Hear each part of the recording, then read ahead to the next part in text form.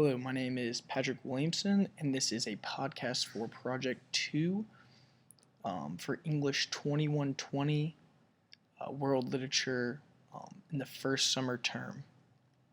So today in 3 acts, I will be outlining and unpacking a quote from Joseph Conrad's Heart of Darkness, which is an outside reading source. I will be referencing an allusion in T.S. Eliot's The Wasteland, which is the main focus or main work of the class. And then I will be connecting the two works through their language and asserting the ultimate theme of T.S. Eliot's The Wasteland through his allusion to Joseph Conrad's The Heart of Darkness. So each act will be centered around something a little bit different.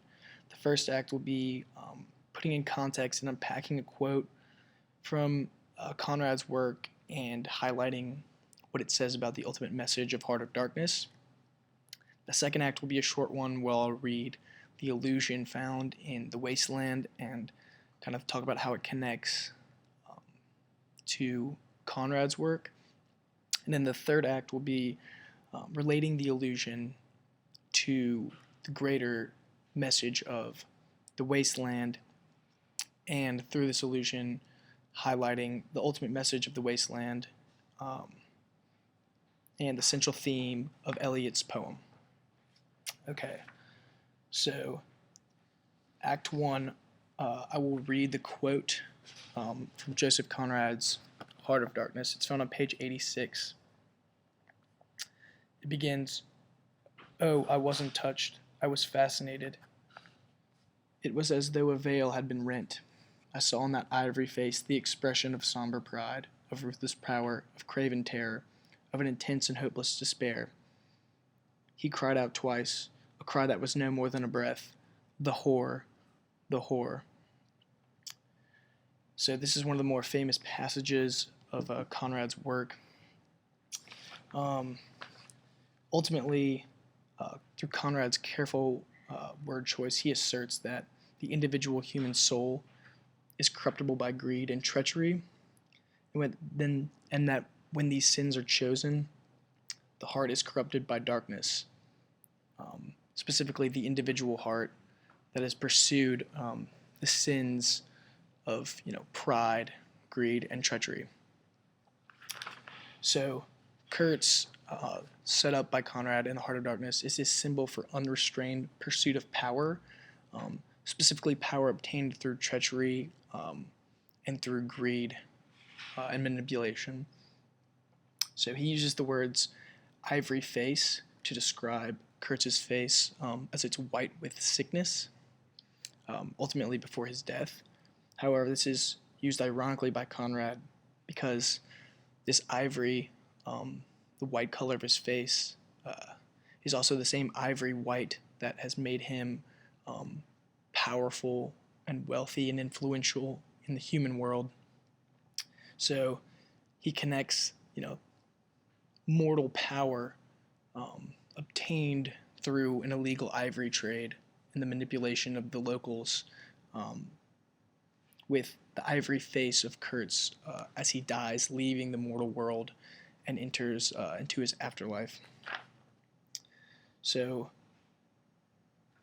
he also describes, Conrad does, the look on Kurtz's face at the time of his death as one of somber pride, ruthless power, and craven terror. So again, he kind of highlights that this pride and power of the mortal life sits right next to the terror of intense and hopeless despair that Kurtz will face in his afterlife. So this is kind of culminated as Kurtz cries out, "The horror, the horror," one of the more famous lines of the text, which indicates that as Conrad damns him to death through sickness, that he kind of realizes the pain the afterlife will bring him, kind of his reckoning for worldly sins in the pursuit of greed and power, specifically through treachery. Okay. So that brings us to Act 2. which is when T.S. Eliot references Heart of Darkness in his work, The Wasteland. So I'll read you a selected text from the poem. This comes from part 1, A Burial of the Dead. Eliot writes, "Living nor dead, and I knew nothing, looking into the heart of light, the silence." Okay. So when Eliot says the heart of light, he's referencing the heart of darkness and kind of flipping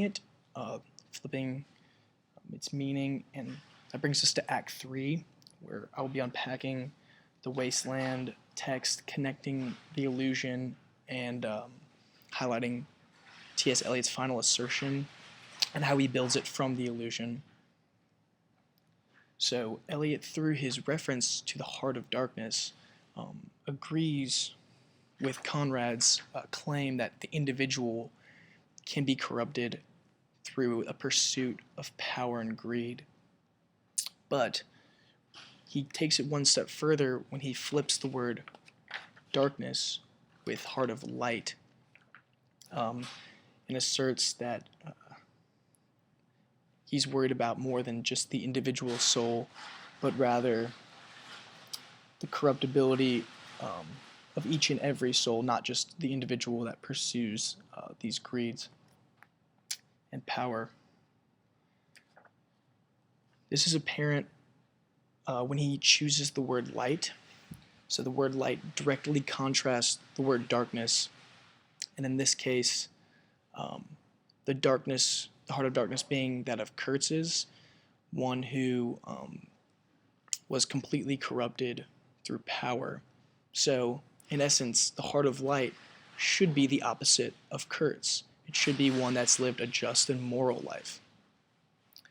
However, when he does look for this heart of light, he, quote, knew nothing and heard only, quote, silence. The word silence conjures up an interesting image.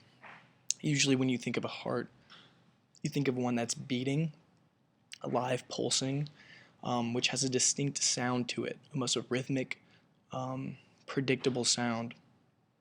However, when Eliot looks at his heart of lightness, all he sees is silence. This conjures up the image of a heart that's no longer beating, one that is dead, indicating that this heart of lightness, this heart that directly opposes Kurtz, this moral heart, is dead as he looks at it. So, ultimately, Eliot, through his illusion, both agrees with Conrad's belief in the corruptibility of man, but through his own flipping of this illusion, in the reference to the heart of lightness being silent, he takes it one step further. When he sees no beating and only silence, he highlights that the heart of darkness is dead, and that there is no opposite to Conrad's heart of darkness, indicating that each and every one is susceptible to pride, greed, and treachery. And ultimately, that the world of mortals that we lived in is composed of people susceptible to heart of darknesses. This indicates that humanity and the human nature is hopeless to change, and that it will be doomed to live in the wasteland that Eliot describes throughout the rest of his vivid landscape of the wasteland. So that concludes the analysis of the second part, or the second project, rather, and thank you for listening.